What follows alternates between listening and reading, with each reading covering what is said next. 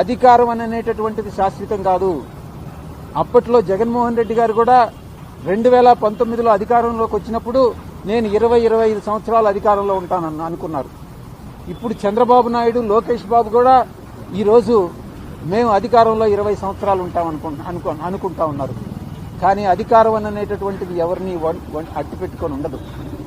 ప్రజాభిమానం చూరగొన్నటువంటి వాళ్లే అధికారంలో ఉంటారు. నేను ఇంకా కూడా చెప్తా ఉన్నాను, ఈ కోటరీ ఇలాగే కొనసాగితే జగన్మోహన్ రెడ్డి గారు అధికారంలోకి వచ్చే ప్రసక్తి లేదు. ఈ యొక్క కూటమి అలాగే కొనసాగితే జగన్మోహన్ రెడ్డి అధికారంలోకి వచ్చేటటువంటి ప్రసక్తి లేదు. ఒక రాజకీయమైనటువంటి ఒక స్ట్రాటజీ ఉండాలి.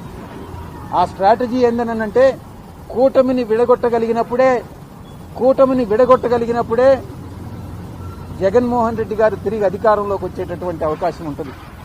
ఆ స్ట్రాటజీ ఇచ్చేటటువంటి వాళ్ళు కానీ, అమలు చేసేటటువంటి వాళ్ళు కానీ ఈ యొక్క కోటరీలో లేరు.